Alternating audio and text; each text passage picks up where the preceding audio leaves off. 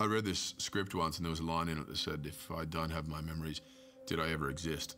And it's always stuck with me.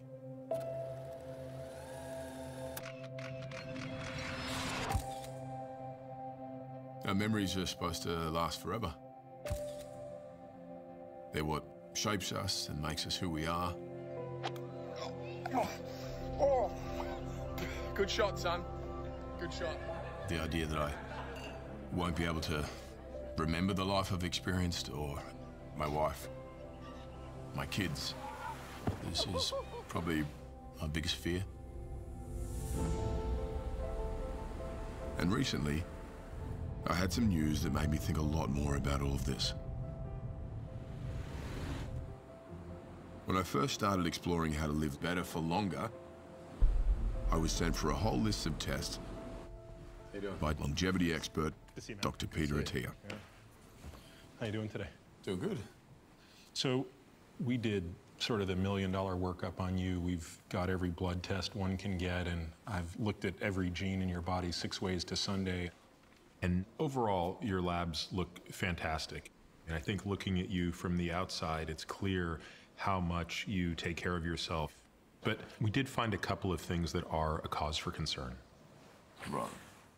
Some of the genetic testing that we did looked at a gene for a protein called ApoE.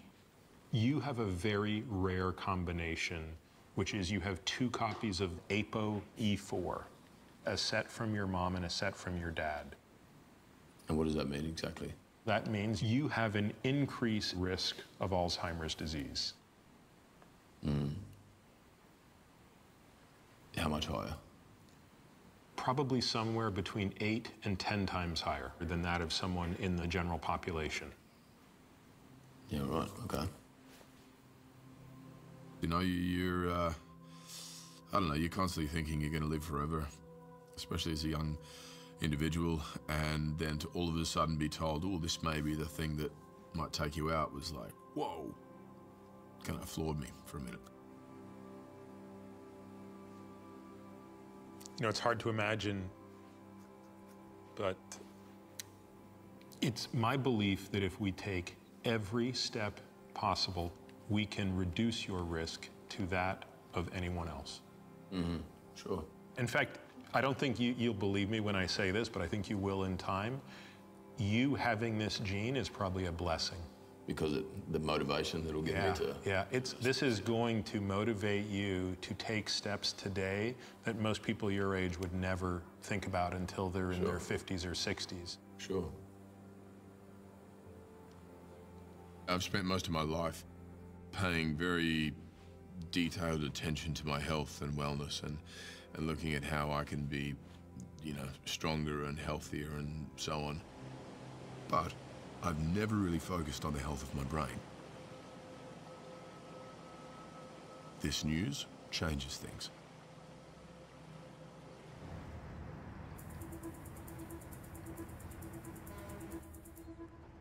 Here is a test for checking frontal lobe function and planning. So watch what I do first, and then you copy me. All right, here we go. That's why I'm meeting renowned neurologist, Dr. Sharon Shah. Wait, hang on. Was that... Let's go say it again.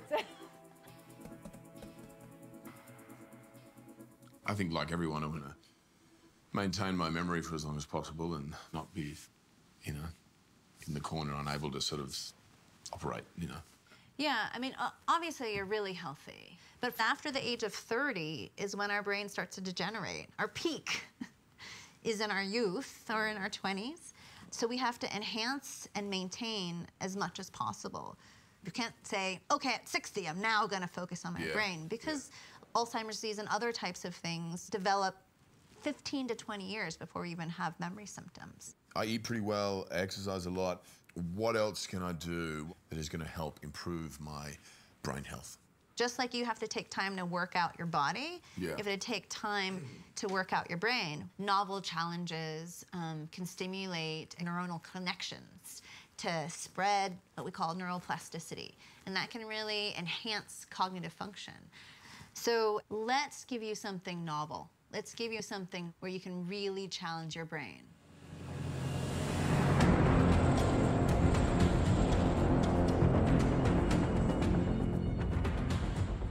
In order to help protect his memories, I want Chris to take a break from his normal life, unplug from technology, and go off the grid in the wilderness. Just pretty spectacular. Right there. Take a mental picture. Without anything to distract him, no phone, no GPS, Chris is going to have to immerse himself in his surroundings and navigate his way through the outback using only his brain.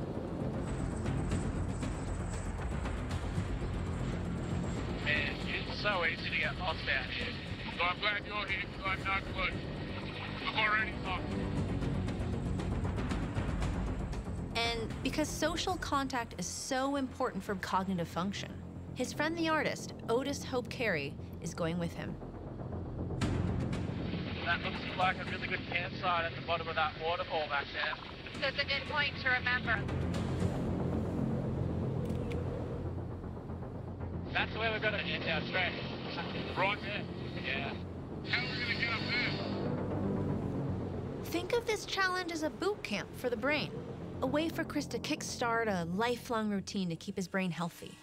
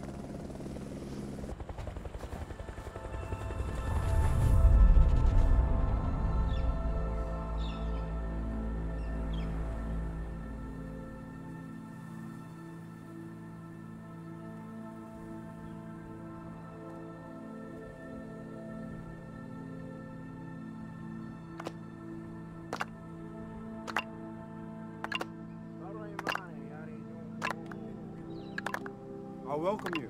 I welcome you to Dunghutti country, Hannaman country, and Gumbanga country. It's a shared country between the three tribes.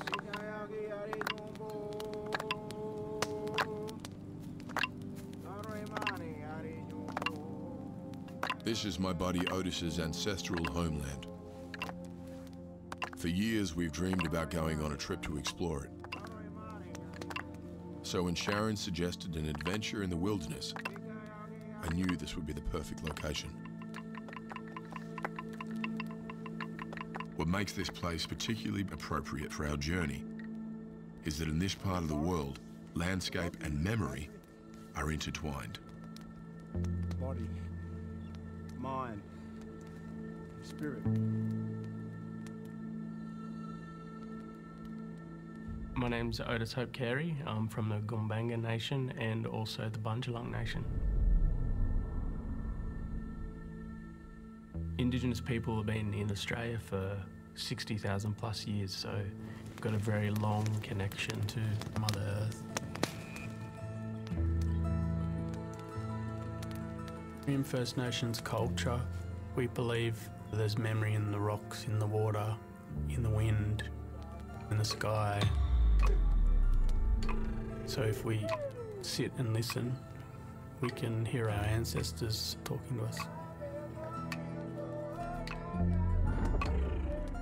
We hope that on your journey, you will listen to our country speak to you. Hear the sounds of this world with your own ears, not the ears of others.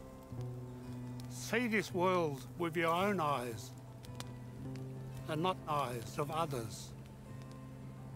As the elders are giving us permission to walk across the land, one of them says, listen with your own ears and watch with your own eyes. Stay true to who you are. And this really, really struck a chord within me and spoke to something on a very deep level. It's quite beautiful. Over the next 2 days, Chris and Otis are going to have to navigate through thousands of acres of wilderness. Okay, so this is where we're starting. Gonna head out this way, right? But the mental challenge has already begun, plotting their route and committing it to memory. And then we hit up onto this ridgeline, right? Yep.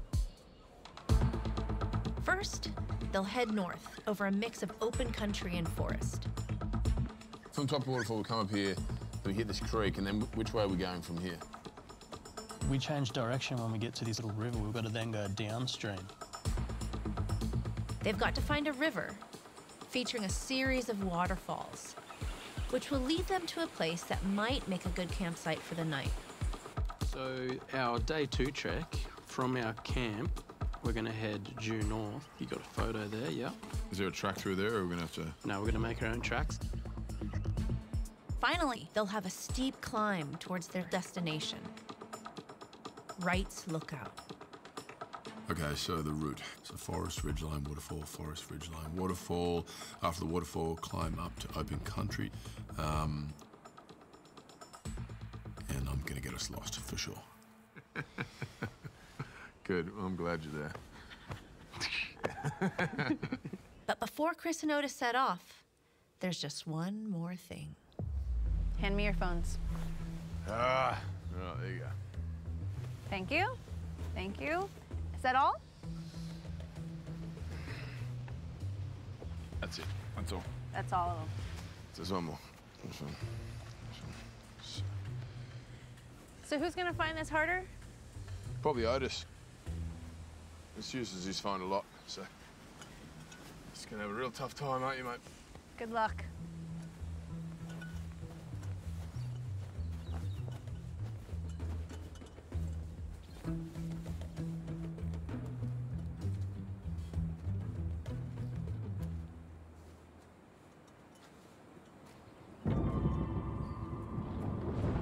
All rain's coming.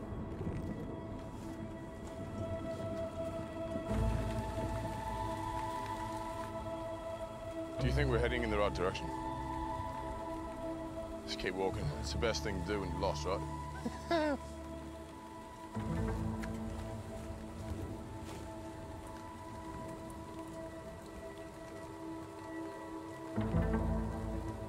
little more challenging now the sun's completely disappeared. Well, if we look around, where's the brightest part of the sky? Just there. It's either a sun or it's a spaceship tipping us the sun. So north or west, we want to sort of head this way. Yeah, I reckon. Let's do it, mate. There's a very specific reason why I've set Chris and Otis loose in the wilderness without anything to help him navigate. So what do you reckon? Is the gully over here now? Looks like it. Yeah, this way, I reckon. The process of figuring out the right direction to go in is one of the most complex tasks our brains can perform. Up the ridge line, follow the water, stream, waterfall, turn left. Yeah, this is good. And it relies on a region of the brain that's critical to how we process the world around us. It's called the hippocampus, the brain's memory center. The hippocampus is a small structure shaped like a seahorse, located in both the left and the right sides of the brain. Think of it as a map of where all our memories are stored and how to access them. As we age, the hippocampus shrinks, and it's one of the first areas targeted by diseases like Alzheimer's. But when we stimulate it with activities like navigation, it becomes bigger and healthier as new connections are forged and more brain cells added. And scientists think the stronger our hippocampus, the better our chances of resisting the cognitive losses that come with age. Ditching the GPS and navigating on his own is something Chris can easily work into his daily routine. It's a simple and effective way to keep his brain active, which should help it stay strong and resilient. Okay, so it's probably close to noon. Yeah, I reckon. North, east, south, west. That's north, so you want to sort of head this way. There's the river. Oh, yeah. I feel like we're getting closer to where we need to be. Ooh. Jeez. Quicksand. It's like that scene in Never-Ending Story. Swamps of Sadness. Remember Never-Ending Story? No. You Never-Ending Story? You never saw it? No, I don't think so. Ah, Otis. I didn't get to watch much TV growing up. Remember those old TVs where you had to, like, move the antenna around? Yeah. We had one of them. Yeah, ours, you wouldn't... It's not just about moving the antenna, it was about standing in the right part of the room. Yeah. And also... Yeah, don't sit there, Dad. You'll make the TV go fuzzy. Yeah.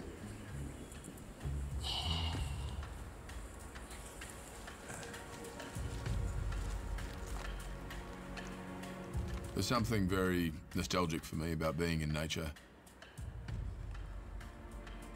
So far from cities and towns and civilization. And when I think about some of my earliest memories, the ones that have shaped who I am, those are the moments I want to keep hold of forever. I grew up in the Northern Territory, right in the middle of nowhere, 4.5 hours from the nearest town, and I didn't own a pair of shoes because it was too hot, and we spent our entire time outside, basically.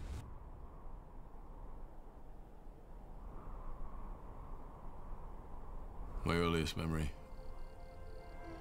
I was very young. I was probably 4. I remember my dad going to pick someone up from the airport, which was a big strip of dirt, basically, in the middle of the outback. And I walked out looking for him and then just kept on walking. I remember the dry, crackling heat,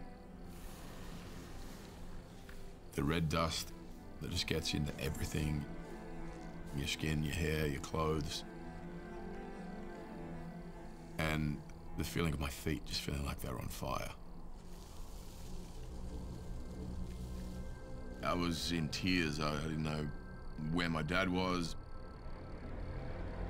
but all of a sudden he came over the hill. He was in an obvious state of panic, wondering what I was doing in the middle of the outback, wandering around on my own. At the time, I didn't really understand what was going on or what his concern was. But I remember the warmth and the comfort of feeling safe and secure in his arms.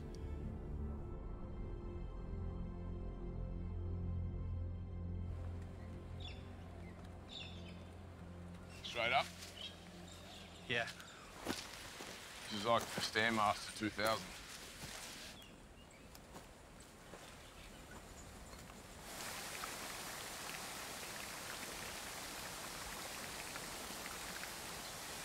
You thirsty? I'll get a drink with you. Yeah.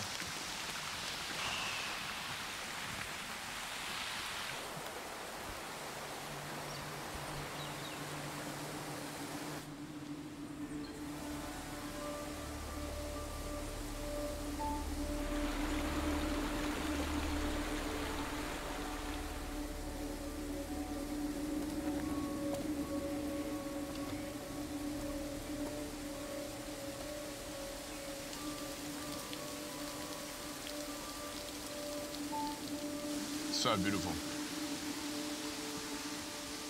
You normally be taking a photo and... Not listening or looking through a phone camera. Yeah.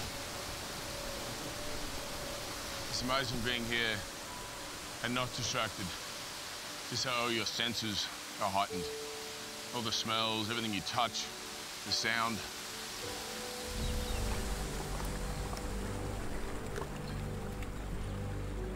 It's no surprise that Chris is feeling more alert. Our brains evolved in nature. And there are studies that show why we find the natural world so refreshing.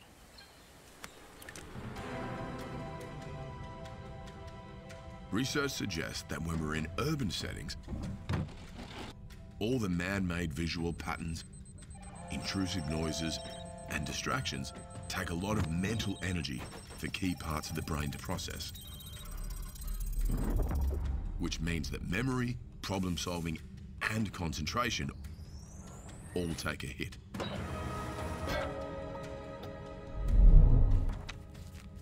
But scientists think that our brains are attuned to find the sights and sounds of nature much easier to process.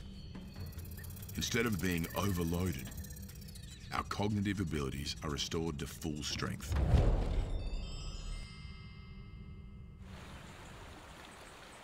And that's not all. Spending time in nature also lowers stress, which is good for our Alzheimer's risk and our longevity. In fact, just a 20-minute stroll in the park without checking your cell phone has been shown to significantly reduce levels of the stress hormone cortisol. Sure you don't want to leave? I'll lead. Fine. How about I go? Because if I slip, it's not that big a deal. I'll have to carry you. It'll be a massive deal. That's what I mean. You're stronger than me. Oosh, oosh, oosh, oosh, oosh. Otis is a great guy. He's got a great sense of humour. He's a very kind individual. Ow! Otis! Tell me. You fell graciously, though, I must say. And also, he's a fantastic artist. All your artwork is bird's eye view, right? Yeah, a lot of it, yeah. It's kind of topographical, I guess you could say. I use a lot of, like, traditional symbols, but I sort of soften them, make them more expressive. Also remembering where they're from, their true meaning. I take old traditional art, thousands and thousands of years old, and modernise it. I try and just give a new spin on the old way. Every line, every dot in my art, just like every rock, every river, every tree, is a memory.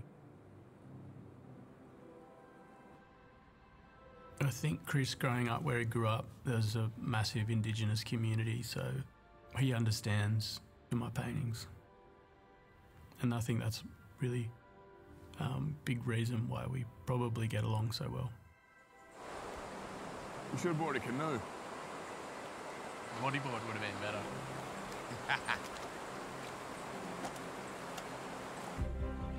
Spending time with other people is good for our brains. We're social animals, and interacting with others can encourage us to learn new things, spark new thoughts, or ways of seeing the world.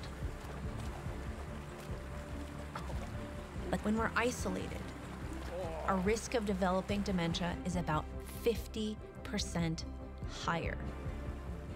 So of all the things we know that can protect our longevity, the people around us may be the most important. Okay, so if we keep heading this way, we should get to our campsite, yeah? Yeah, our campsite's at the bottom of the waterfall.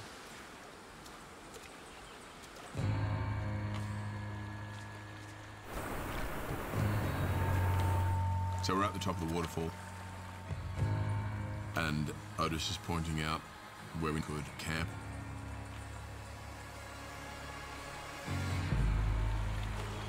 And I can't see any way down, neither can he. So there's one solution.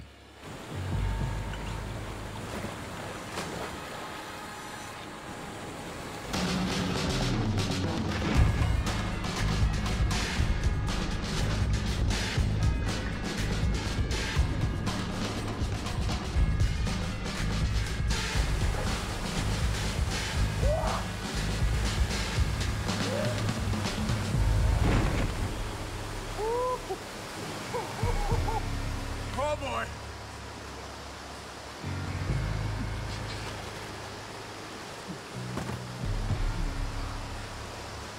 Oh, he feel alive.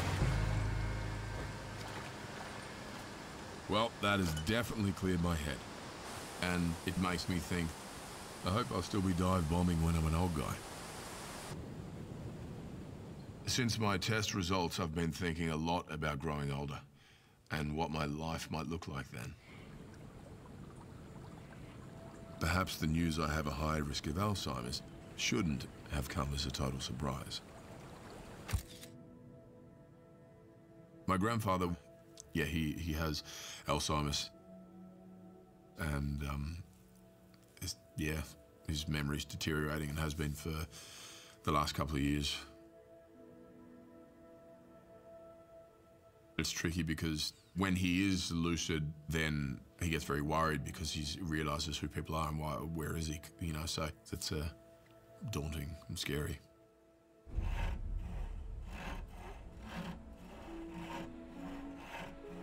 My most vivid memories of him were sitting in the garage with him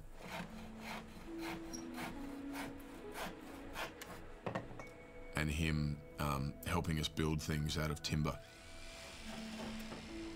He'd build us swords, little fake sort of, you know, pistols and rifles and things. And I remember him being really patient as we're kind of hammering and banging, cutting things and breaking things. I have such beautiful memories, which I'm so thankful for. I'm just this nurturing, kind individual.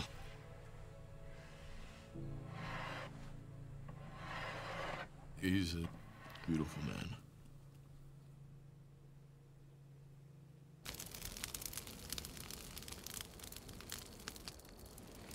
So your grandfather, he has Alzheimer's? Yeah. He either doesn't remember who we are, you know, as grandkids, but also even his own children, you know, forgets. And, yeah, it's heartbreaking.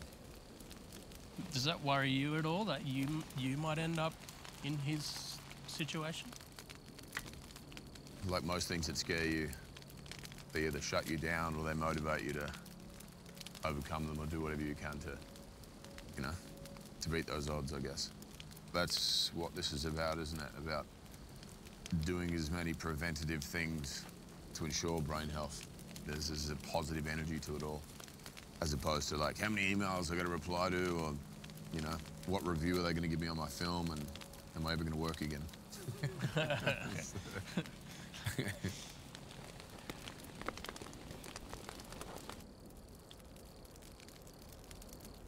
Today's hike has taken it out of us, so we decided to call it a night.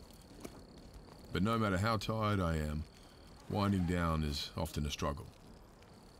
And sleep was one of the main things Dr. Peter Attia focused on when I had my consultation.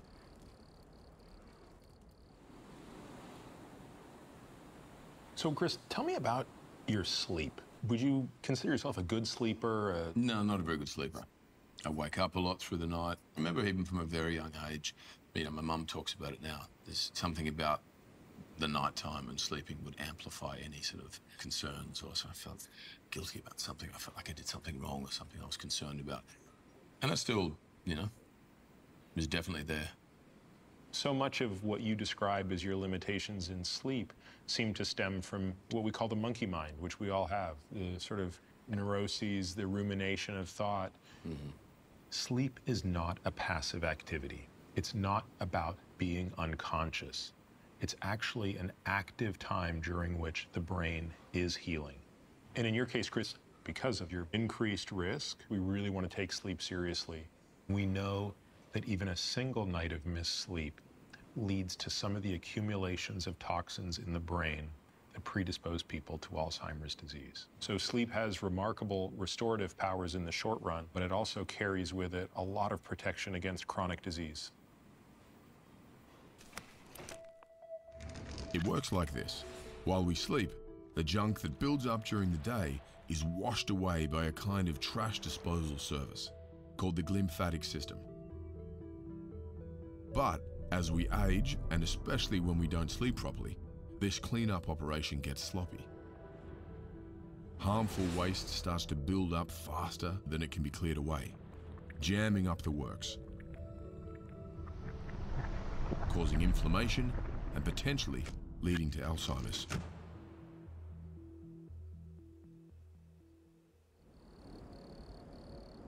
There's a lot Chris can start doing right now to improve the duration and quality of his sleep, creating simple habits like going to bed and waking up at consistent times, reducing stress before bedtime, and checking out of email and social media. That's easy when he's camping in the woods, but hopefully enacting these changes when he's back home will reap the real dividends in terms of his future cognitive health. And a healthy sleep regimen isn't the only thing that Chris should keep practicing.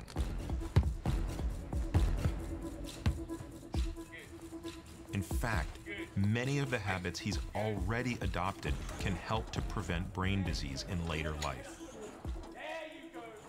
By periodically fasting and eating a diet rich in vegetables and fish, he's fighting the cellular aging that contributes to Alzheimer's disease. A little laugh or cry. Taking steps to reduce his stress levels should also help protect his memory. And exposing his body to extreme temperature has been shown to significantly reduce the risk of Alzheimer's.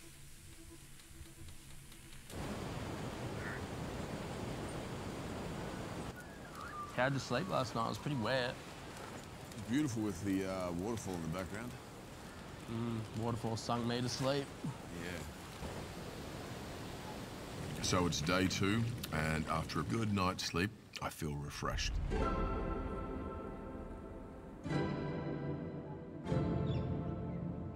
I may have only spent a day and a night away from my phone and emails, but already my mind feels clearer and calm.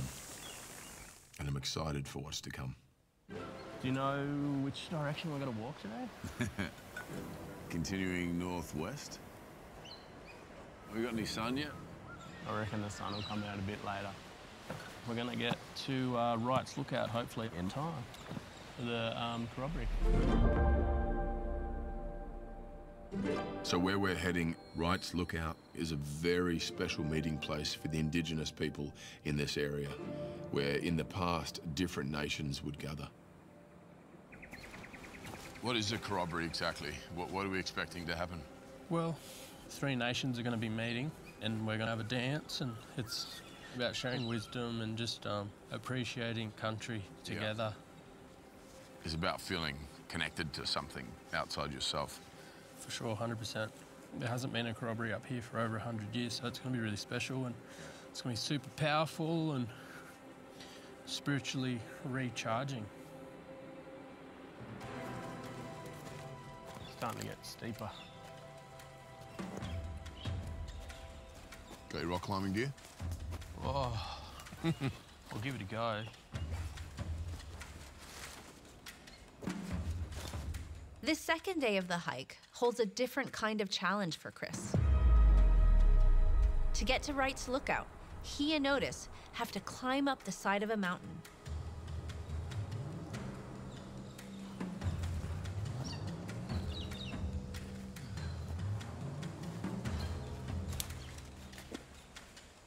Although you might consider it a workout for the body, it's just as much of a workout for the brain.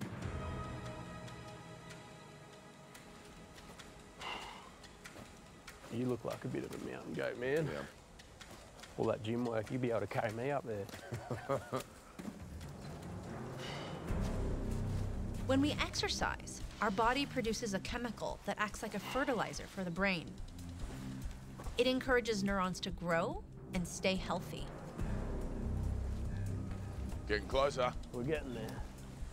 And we know from multiple studies that regular exercise in midlife can reduce our chances of getting Alzheimer's disease by almost 50%. And exercise, combined with a cognitive challenge, is proving to be an extremely powerful tool in the fight against dementia, even when we grow older.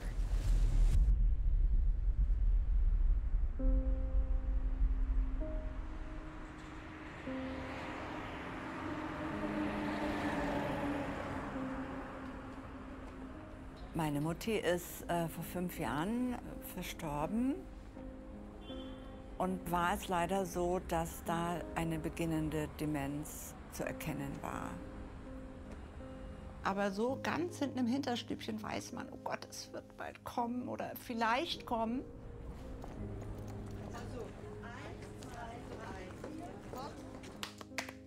Every week, 70-year-old Gudrun attends a local dance class.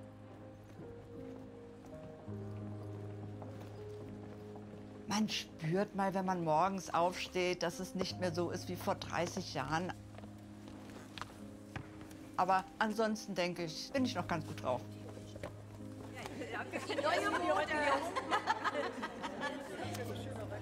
5, 6, 7, steh! But this is no ordinary dance lesson. It's a scientific study. Its purpose? To find out whether an exercise like dancing is more beneficial for the aging brain than an ordinary workout.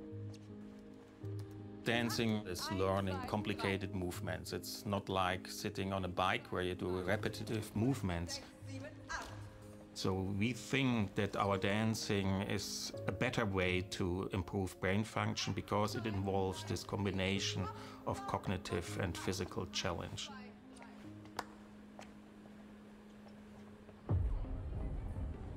Scientists have discovered that our brains have the capacity to grow and develop new connections, even in late adulthood. Hallo, Morgen, ich bin das Versuchskaninchen. So Notker and his team want to find out how effective the dance program is at stimulating that growth. They're looking for signs of positive change in that region of the brain vital for memory. Jetzt zeigen wir mal den vorderen Teil vom Hippocampus. Der hat ja so einen Kopf. Ja. Stopp. Ja, genau. Das ist vergrößert. Sieht noch ganz gut aus.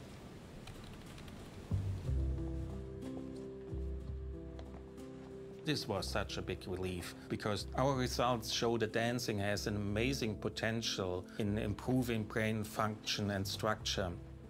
And we really hope that dancing will be able to prevent cases of dementia in the future. It's not just Gudrun's results which are impressive. The dancing group showed more growth in the hippocampus compared with those who followed a conventional workout. Also die Ergebnisse, das hatte für mich so einen Wow-Effekt. So ein bisschen auch mit Schulterklopfen, dass man sagt, hast du gut getan.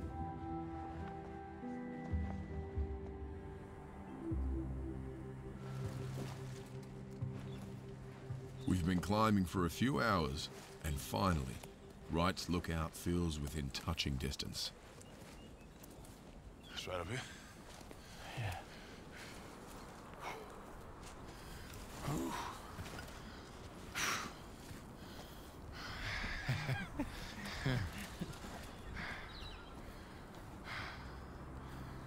Is the right spot?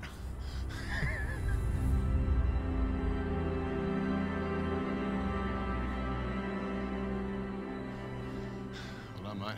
Good job. Good job. We've made it. And all without a phone, GPS, or even a map. Just the one thing people used for millennia to navigate this earth. Our brains. That's where we walked from. Whew. Long way. That is a long way. Gives you some perspective, doesn't it?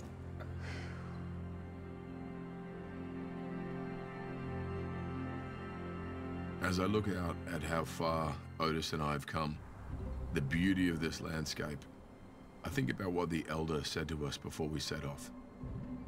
Listen with your own ears and see with your own eyes. And now it makes perfect sense.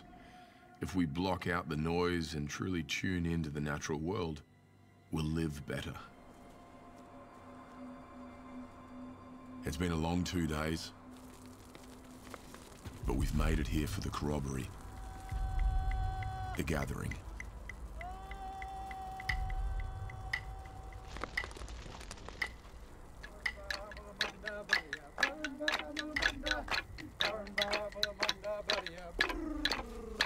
on behalf of the Three Nations, we want to invite you to come dance with us. Sure, thank you. I'm not much of a dancer.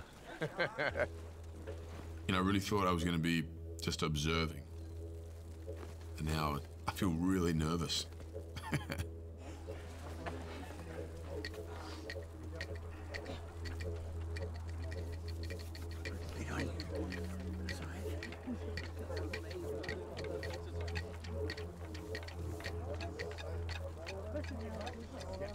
Paddle left. Paddle right. Paddle left, paddle right. Low. Rally you at the back. Shoulder. Shoulder. There's such a beautiful welcoming from everybody there and encouragement that I pretty quickly get into it.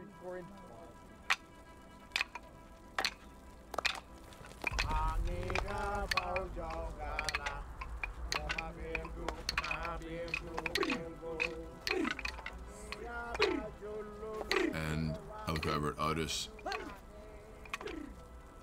and I start to see what it means for him. The meeting of these three nations. I feel empowered. I feel a sense of belonging as well. Because this gathering is to awaken our ancestors in their memories and our stories from the earth. Not only am I creating new and beautiful memories, but I get to share that with Chris and we get to talk about that for the years to come.